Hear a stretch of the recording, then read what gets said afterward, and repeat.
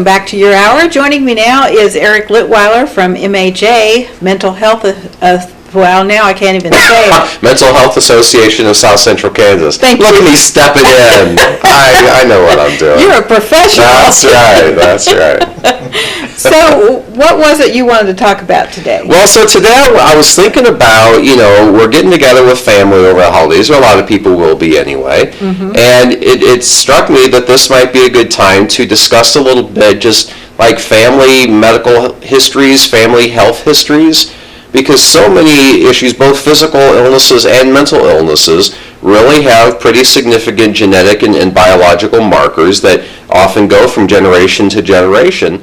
And so kind of being aware of what those issues are that your family struggles with or has dealt with in past generations, you're all together anyway. It might be a good time to kind of broach that conversation and talk about that a little bit.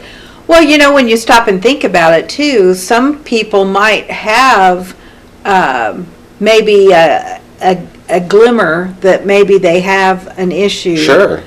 But they haven't really broached it yet. Right. But when they hear another family member saying, well, this runs in the family, or we have this, then it's suddenly, maybe I better check that out. Yeah, absolutely. So, yeah, and even like on health forums and stuff, you see often, things about, how did your grandparents pass away, or do you have a family history of? And you often see things like cancer or heart disease or diabetes or things like that. But, there are a lot of very common mental health issues that also have those same kinds of genetic things. Things like depression and anxiety are very much, schizophrenia, bipolar disorder, they all have genetic markers as well.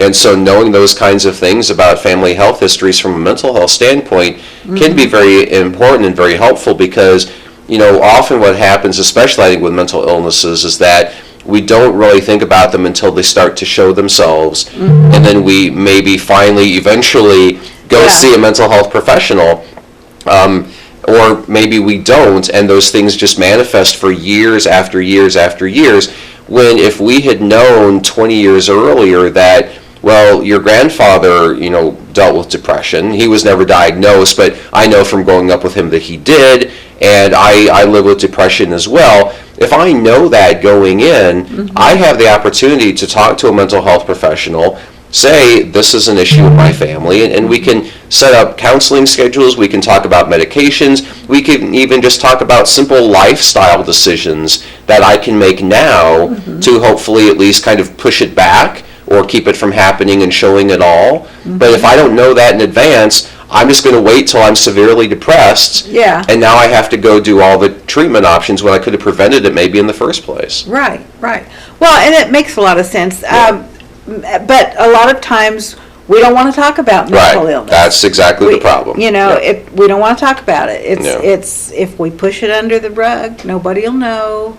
If we don't ever speak about it, it doesn't exist. Yeah, and that's what really cracks me up, is that it's, if you don't want to talk about it, that's your prerogative entirely.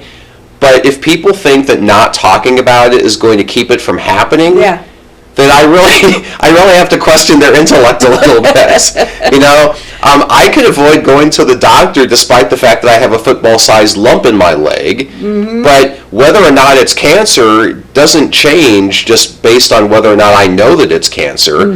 Whether I know it or not, that giant lump is probably still cancer. And I can either go and talk to someone about it and treat it, or I can just pretend it's not there and just die 20 years earlier than otherwise would have. Right. Diagnosis doesn't change the fact that you've got it. It just changes whether or not you know that you've got it. And whether or not you can get treated for it. Exactly. And that's just it. It's like mental illness to me is just like any other physical illness. Absolutely. The earlier you catch it, the earlier you can deal with it. And I think sometimes we just assume nothing can be done, and we couldn't be more wrong. Right. Well, I see a lot of analogies because, I spent so many years before I joined MHA in the field of planned giving. So I would work for an organization, and I'd be talking to donors about remembering that organization in their will or in their trust. But death was very much that same way. 50% of people in the U.S. die without an estate plan, Right. because they think, well, if they plan for it, it's going to happen. Well, guess what? It's going to happen You're anyway. going to die no matter what. There is no way around it. So if you're going to die anyway, let's talk about it, and let's make your philanthropic plans. Let's think about your heirs. And it's very much the same thing. People think if they don't talk about it, it's not going to happen.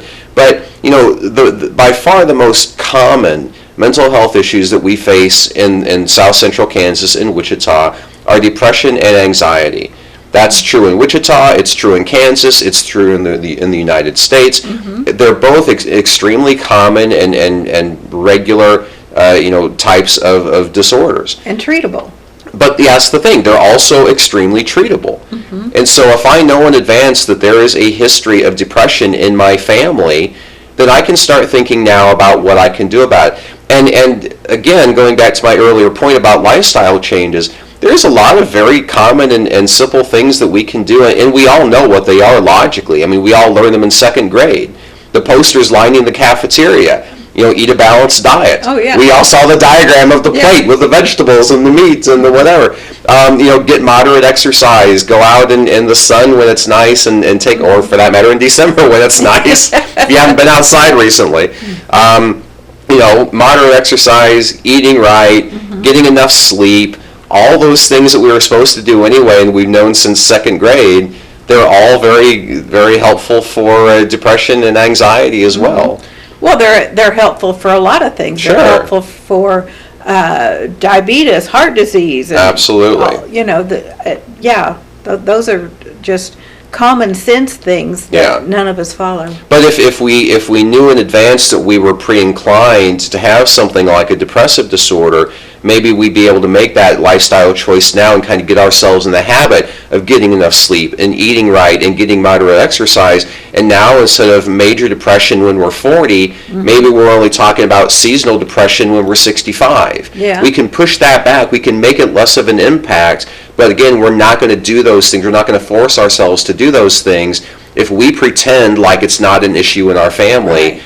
So we're just saying, let's not pretend. Let's have the conversation now. You're going to be seeing your family probably in a few weeks anyway. Let's talk to them about it now, learn what we need to know now, help ourselves, for that matter, help our kids.